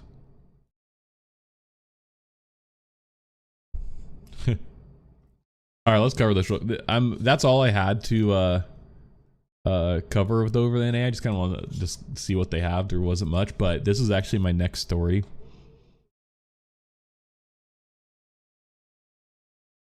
We'll look at a little more reputable source, and then I'll end it after this. Amazon gets FAA approval for new delivery drones as it begins tests in Arizona. Bro, this thing is not what I expected it to be. Amazon said it received approval from federal FAA to fly its newer, smaller delivery drones, including beyond the visual line of sight of pilots. Interesting. The company is planning to ramp up deliveries in a city west of Phoenix, Arizona. In a city west of Phoenix, Arizona. Never east, like Glendale or something, like Tempe. The primary air drone program has been slowly moving forward more than 10 years after Amazon founder Jeff Bezos first conceived the idea. Firstly, regulatory approval. It's long-running efforts to get futuristic programs off the ground. The company unveiled the new drone called MK30 in November 2022. Wow, that was a while ago. It said the MK30, in addition to other changes, would fly through light rain and have twice the range of earlier models. What is that range, though? Similar way to Amazon Prime Air. Amazon's Prime Air. That's what Amazon Prime Air. Is that what it's called? Program in May, though it was limited to flights in College Station, Texas, one of the cities where it began conducting tests. I mean, realistically, this would only work. This would work the best in like suburban areas because like there's not tall buildings, less obstructions to run into, plenty of space to like land and stuff. Like, bro, like, you know, maneuvering one of these in like downtown of a city, like, yeah, I don't know.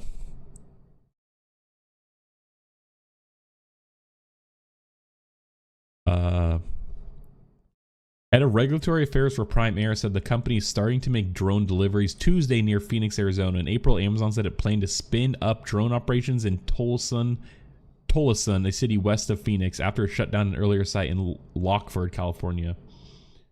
Where it's needed most is rural. True. Actually, very true. Yeah, you're right. Because, yeah, I guess if we think about it as probably like miles driven, like miles driven per package delivered or something, some ratio like that. Yeah, airports, roads, and plenty of people. You're right. Yeah.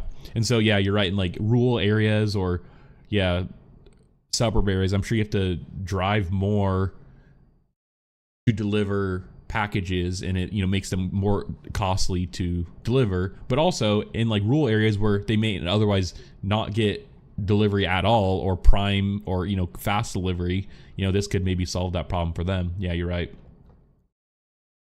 Yeah, that's very true.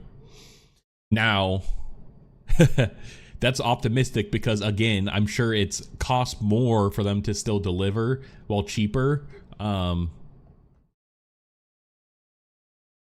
Yeah, because I mean, think about Starlink was a savior for rural people, but it's hella expensive, and like they understand that pricing power because, you know, there's not many other options, or it's the best option, so like they could charge more. But yeah, hopefully, yeah, that's a good point though. The company will dispatch the drones near one of its warehouses in Tolleson as it looks to integrate Prime Air more closely into its existing logistics network and further speed up deliveries. Get cheaper as more neighbors get Amazon subs. Yeah. Yeah, bro. Amazon's one of those big corporate players though who would like, you know, have robots doing shit for you, you know? Have an Amazon robot in your house. Your Amazon robot girlfriend. They have Roomba. They own, or did they buy Roomba? I can't remember. I mean, okay, let's think about this. Amazon has healthcare. They have One Health Medical. They bought MGM Entertainment, you know, huge whatever. They have the de facto shopping e-commerce platform. They have Whole Foods. They have foods. They have, you know, their essentially spy network with Ring, you know, that they could tap into. Like, Amazon's already there. Like, if I'm going to be a part of, you know, Amazon's the, you know, corporate state I would probably want to be a part of. They already have everything. Yeah, Amazon is just the mega, they're the mega corp, they're the conglomerate. They're in so many different markets. It's weird. Amazon founder, and Jeff Bezos has Space Company. They have Blue Origin, so they're in everything. Amazon founder Jeff Bezos first unveiled plans for the ambitious service more than a decade ago, remarking at the time, and they have cloud computing, and they have the computing platform. Sorry.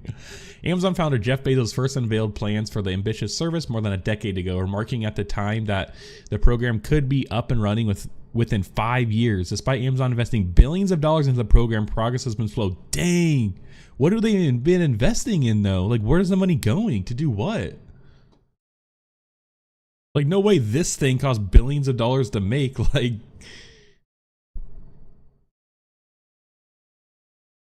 Prime Air encountered regulatory hurdles, missed deadlines, and had layoffs last year, coinciding with widespread cost-cutting efforts by CEO Andy Jassy.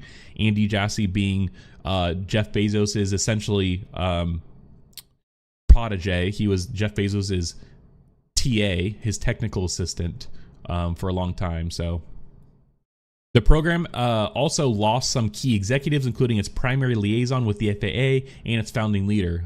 Interesting. Amazon hired former Boeing executive David Carbon to run the operation. Bro, no wonder why they're fucking costing billions of dollars, bro. They hired some old bureaucratic dude from Boeing to run the program. Like, come on.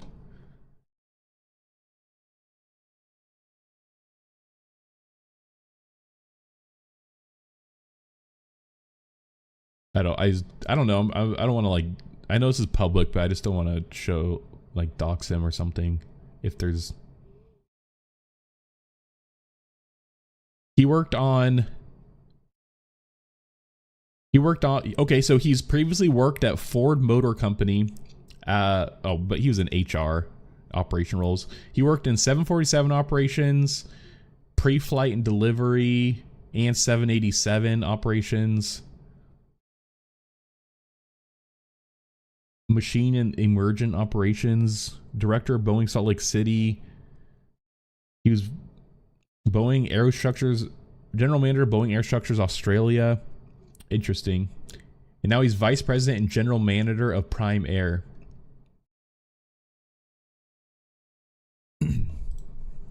Interesting. It has also encountered pushback from some residents in cities where it is trialing drone deliveries. Residents in College Station complained about the noise levels, exactly what I was thinking.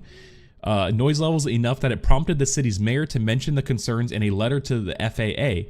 CNBC previously reported in response, Amazon executives told residents the company would identify a new delivery launch site by October 2025. Amazon is not the only company trying to crack delivery by drone. It is competing with Wing, owned by Google parent Alphabet, UPS, and Walmart, and a host of startups including Zipline and Matternet.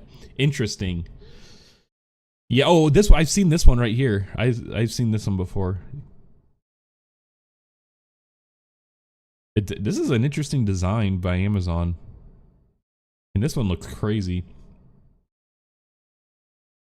There's also just a lot of, like, electric drone kind of startups right now, like, or electric, like, VTOL kind of, like, human-sized drone kind of startups popping up, which I don't know. To me, this seems like a pipe dream. Like, it seems like they're kind of trying to solve a non-existent problem, unless they're actually using it in, like, the use case like you were mentioning, Austin, where it's like used to reach people that wouldn't otherwise be able to get like faster delivery or delivery at all. But like it just seems like they're using it to deliver faster in like, you know, other areas, like suburban areas. I don't know. It just seems like this problem they're solving just isn't like that great.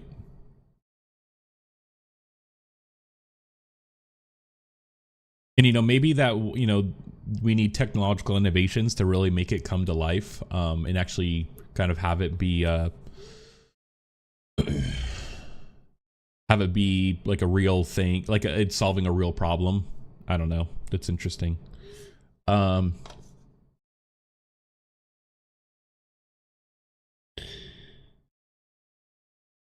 Let's look at The Verge real quick.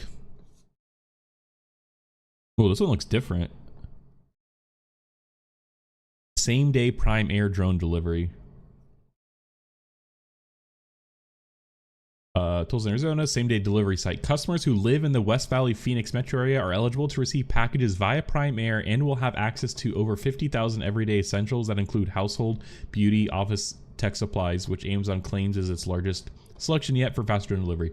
Okay, yeah, so like the problem they're like, I guess like Amazon in general, the problem they solve is you not having to drive to the store to get things. You know, like that's, you know, like that's kind of what it is. Like you can just click a button, you get it right to your door in a few days or the same day, like easy. They're just trying to make it more efficient now. And I feel like it's kind of like, I don't know, like, you know, there's definitely like the curve is like slowing, you know, like for like how efficient it's becoming. Like this is kind of like just, this I feel like makes it more a marginal increase, not necessarily like a huge jump. I don't know. I guess I just don't like, I don't really see the big problem they're solving like with that now that they just wanted like order thing but faster. It's like, I mean, you already have same day delivery for a lot of stuff. Like, I don't know. Amazon announced it was shutting down its testing location in Lockport, California. The new Tulsa location integrates drone deliveries into Amazon's delivery network for the first time, and the drones will deploy right next to the fulfillment center. Also, like, they have to pay a drone pilot. Like, dude, like that has to be like, that's like high skilled stuff. I'm assuming. And so like, is this even cost efficient? Like,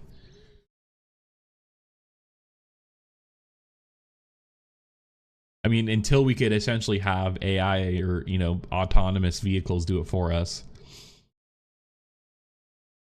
Carry up to 5 pounds. I mean, like, you know, like, bro, okay, the more I think about this, like, this makes no sense. 5 pounds. Like, you know, okay, so you could carry essentially like some tissues or whatever. Yeah, and so it's like, bro, these tissues are gonna cost Amazon, it's gonna cost you fucking $50 to deliver these to you on the same day. Like,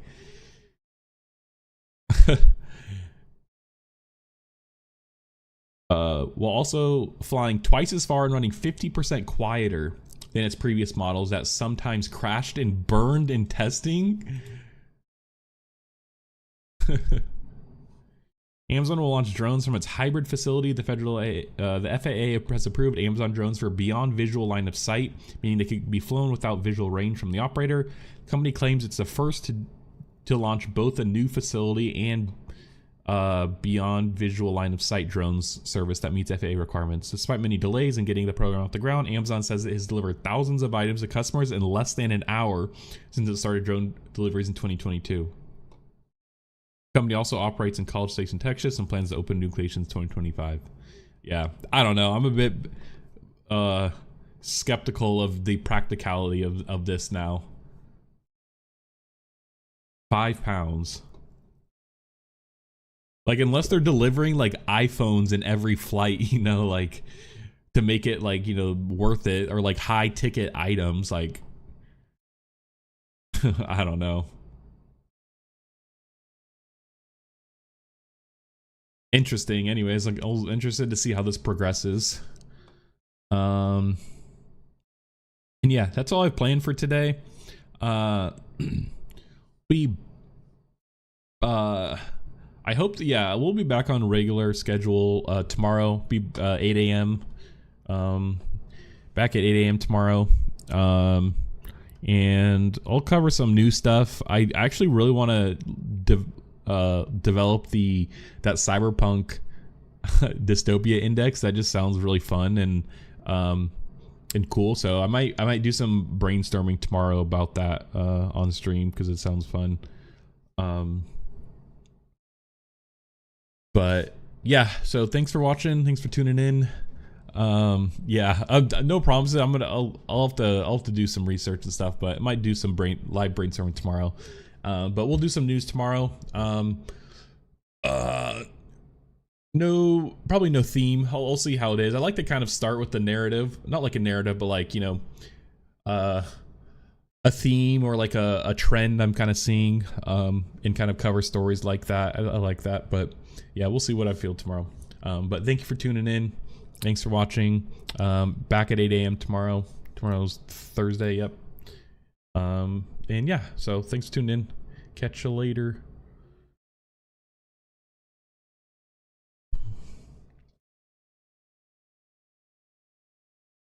See ya.